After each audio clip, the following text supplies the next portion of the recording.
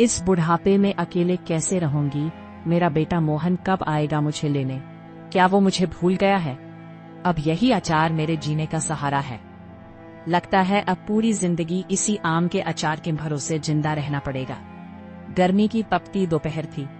तालाब के किनारे बनी छोटी सी झोपड़ी में रहने वाली मधु ताई अपने कंधे पर पुराना सा झोला टांगकर धीरे धीरे घर से निकल रही थी। उसके चेहरे पर थकान साफ दिख रही थी, पेट पालने की मजबूरी, लेकिन आंखों में खुशी थी कि वो मेहनत करती हैं, किसी से मांग कर नहीं खाती। वो जंगल में जाकर कच्चे आम तोड़ती, उनसे अचार बनाती और गांव में बेचकर अपना गुजारा करती थी। तालाब के दूसरी ओर थोड़ी दूरी पर एक और झोपड़ी थी। वहां रहती थी बसंती। बसंती भी बुढ़िया ही थी, लेकिन स्वभाव से बहुत चालाक और जलन से भरी हुई। दोनों के बीच बिल्कुल जमती नहीं थी। बसंती हमेशा मधु ताई को कुछ न कुछ ताना मारती रहती थी, इसीलिए मधु भी कुछ न कुछ उसको बोलकर चिढ़ाती रहती थी। अब ये था कि वो अगर एक दूसरे को देख ले तो चेहरा फेर लेती थी। उस दिन जब मधु जंगल से आम तोड़कर ला रही थी, तभी बसंती आंगन में बैठी मधु को आम लाते देखती है। वो मन ही मन बड़बड़ाई, फिर से आम तोड़कर ला रही है, यही तो कमाई का जरिया है इसका। ये सब बातें मधु सुन लेती है और चिढ़ाते हुए बोलती है, अचार बनाऊंगी, आम का अचार बनाऊंगी, जलने वालों को और जलाऊंगी। पता नहीं क्या समझती है अपने आप को, हमेशा दिखाती रहती है। जा रही हूँ, पेड़ में और आम है, उसे भी तोड़ लाती हूँ, वरना बसंती देख लेगी तो सब तोड़ लेगी। अचार बनाऊंगी, हरे हरे आम का अचार बनाऊंगी और उसे गांव में बेचूंगी।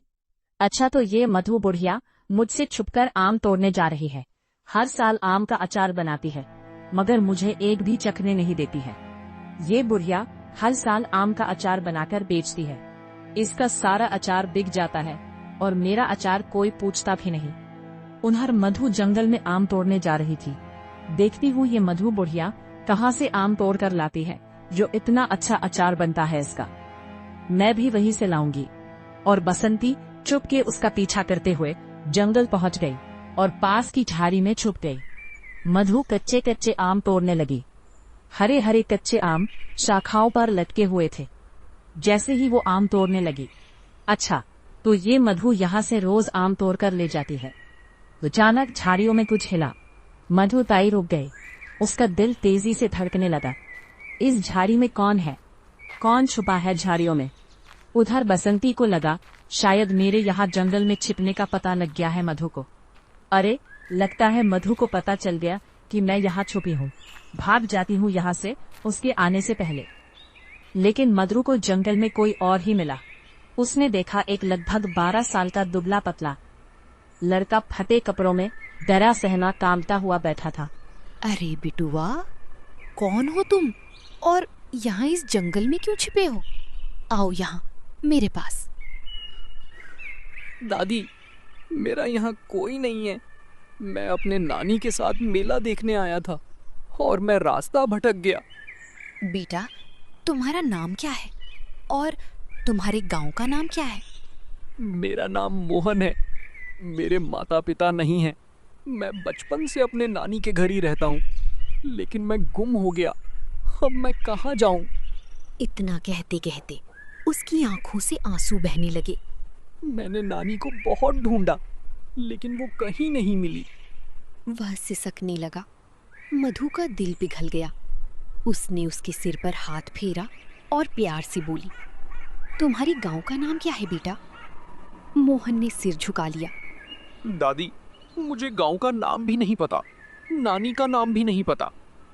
मधुताई कुछ पल के लिए चुप हो गई। फिर मधुताई की आंखों में भी नमी आ गई। फिर उसने गहरी सांस ली और बोली, मेरे बेटे का नाम भी मोहन है। बेटा तुम चिंता मत करो, तुम मेरे साथ मेरे घर चलो।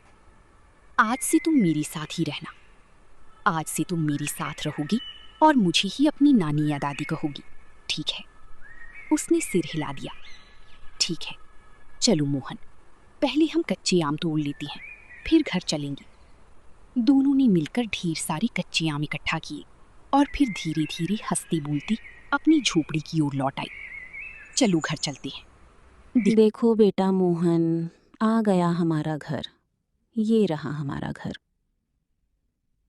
तालाब के दूसरी ओर झोपड़ी की खिड़की से बसंती ये सब देख रही थी। जैसे ही उसने मधुताई के साथ उस लड़के को देखा, उसकी भावें सिकुड़ गईं। ये बुढ़िया किसको अपने साथ ले आई?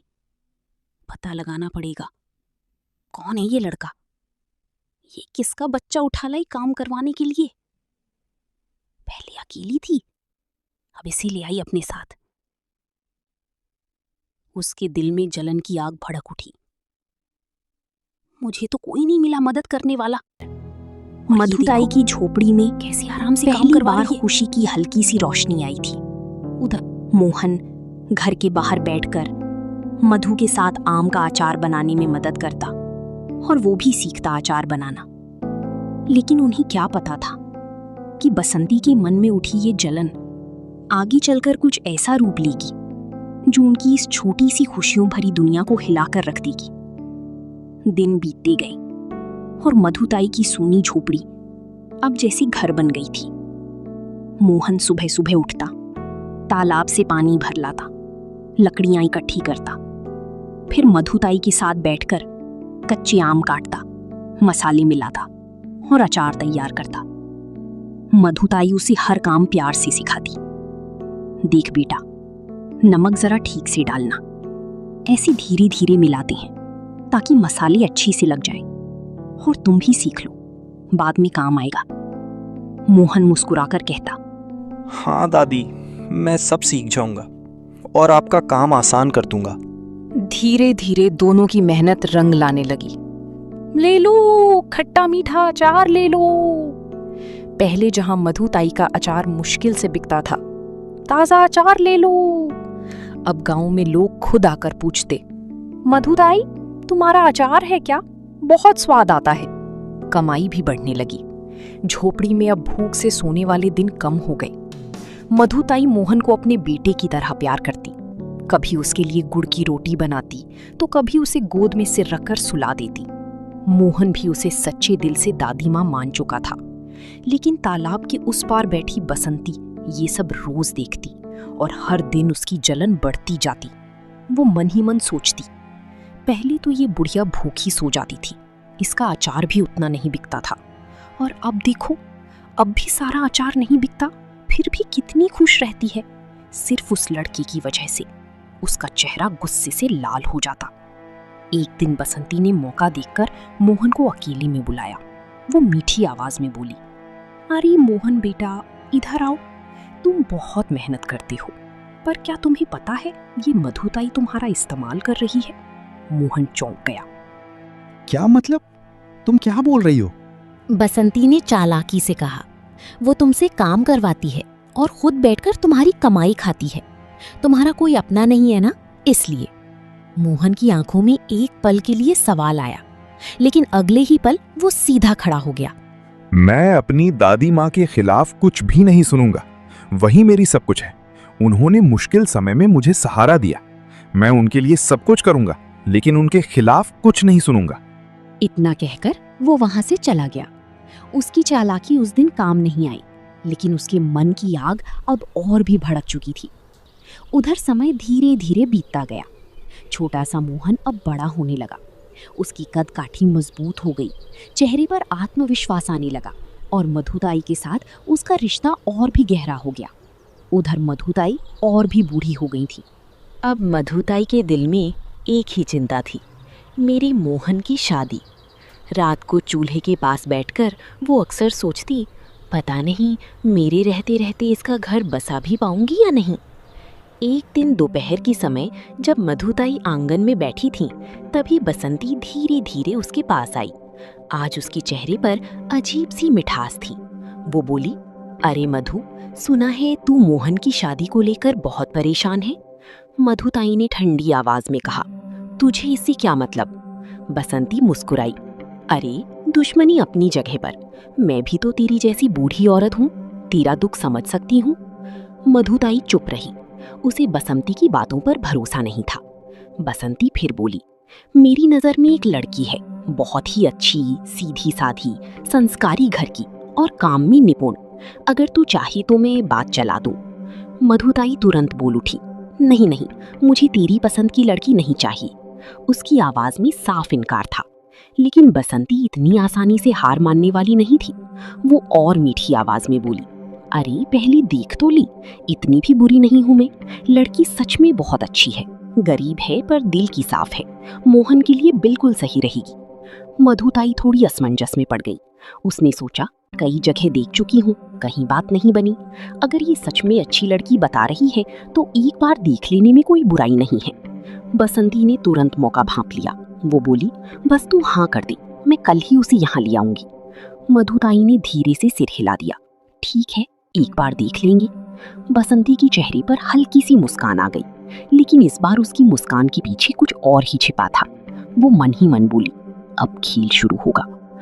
मोहन की शादी आखिरकार उसी लड़की से हो गई जिसे बसंती ने सुझाया था। शादी बड़े साधारण तरीके से हुई। शादी के बाद शुरू में तो सब ठीक था। लीजिए माँ जी, आपकी चाय। लेकिन कुछ ही दिनों में उस लड़की का असली स्वभाव सामने आने लगा। वो दिल से बिल्कुल अच्छी नहीं थी। हर बात पर चिड़चिड़ाना, छोटी छोटी बातों पर गुस्सा करना उसका रोज का काम बन गया। और सबसे बड़ी बात, बसंती अब रोज रोज उसके घर आने लगी। धीरे धीरे वो बहू के कान भरने लगी। अरे बेटी, तुझे पता है क्या, ये मधुताई तेरी सगी दादी नहीं है, ये तो मोहन को कहीं से उठाकर लाई थी।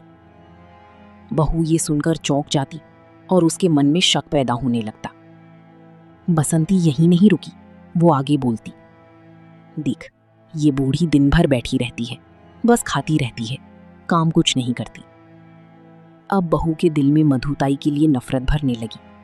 वो उसे ताना मारने लगी, दिन भर बैठी रहती हो, काम तो कुछ करती नहीं।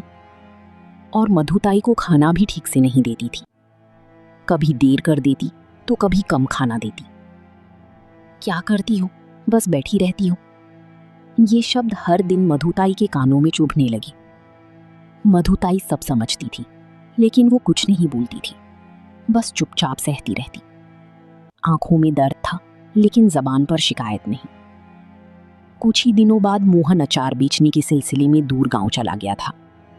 जाने से पहले उसने अपनी पत्नी से कहा था, सुनो, दादी का अच्छे से ख्याल रखना, मैं जल्दी ही वापस आ जाऊंगा। लेकिन उसके जाते ही घर का माहौल और बिगड़ गया। मोहन की पत्नी के पास अब रोज बसंती आने लगी थी और वही जहर धीरे धीरे उसके कानों में घुलती रही। देख, ये मधुताई तो तुझे बूझ समझती है। बहू का दिल पूरी तरह बदल चुका था। एक दिन गुस्से में आकर उसने वो कर दिया जिसकी किसी ने कल्पना भी नहीं की थी। वो चिल्लाई, बस बहुत हुआ, निकलो यहां से, मुफ्त में बैठे बैठे सिर्फ खाती रहती हैं। और उसने मधुताई को घर से बाहर कर दिया। मधुताई की आंखों में आंसू थे। वो एक नदी के किनारे पहुंच गई। मधुताई रोते हुए नदी किनारे बैठ गई और सोचने लगी, मैं कहाँ जाऊं, क्या करूं, अब कहाँ रहूंगी मैं, कुछ समझ नहीं आ रहा। फिर उसे नदी किनारे बड़ी बड़ी कच्चू के पौधे का पत्ता दिखाई दिया और मधुताई ने सोचा, क्यों ना मैं इन बड़े बड़े कच्चू के पत्तों से ही अपना घर बना लूं रहने के लिए। फिर बड़े बड़े पत्तों से और कुछ सूखी लकड़ियों को जोड़कर मधुताई ने छोटी सी झोपड़ी बना ली ताकि बारिश और हवा से बच सके। वही उसका नया घर बन गया। अब मधुताई फिर से अकेली थी। वो फिर से कच्चे आम इकट्ठा करती, अचार बनाती और नदी किनारे बैठकर बेचती। लोग आते, खरीदते आम का अचार और वो किसी तरह अपना गुजारा कर रही थी। लेकिन वो चुपचाप बैठकर आसमान की तरफ देखती और आंखों से आंसू बहते रहते। मेरा बेटा मोहन कब आएगा मुझे लेने? क्या वो मुझे भूल गया है? मैं कैसी रहूंगी अकेले इस बुढ़ापे में? दिन बीतते गए, महीने बीत गए और एक दिन मोहन वापस गांव लौटा। उसके चेहरे पर मुस्कान थी, लेकिन घर पहुंचते ही वो रुक गया। घर खाली था। दादी कहाँ है? कहीं दिखाई नहीं दे रही हैं। मुझे नहीं पता कहाँ गई वो बुढ़िया। दादी का ख्याल नहीं रख सकती थी तुम? कहाँ गई दादी? आपने मेरी दादी को देखा है कहीं? गांव वालों ने बताया, तुम्हारी दादी को तुम्हारी बीवी ने घर से निकाल दिया है। रामू के पैरों तले जमीन खिसक गई। उसकी आंखें भर आईं और वो तुरंत उसे ढूंढने निकल पड़ा। दादी, आप यहाँ अकेली क्या कर रही हैं? चलो घर चलो। नहीं बेटा, अब यही मेरा घर है, यहाँ से कहाँ जाऊंगी? दादी, मुझे पता है आपके साथ क्या हुआ है। नहीं बेटा, मैं अपनी मर्जी से यहाँ आई हूँ। तुम अपने घर जाओ और खुश रहो। नहीं दादी, मैं आपको लिए बिना नहीं जाऊंगा। चलो दादी, घर चलो। तुमने मेरी दादी को उनकी ही घर से निकाला, अब तुम यहां से निकलो। ये दादी का घर है। नहीं बेटा, ऐसा मत कर, ये इसका भी घर है। कहाँ जाएगी?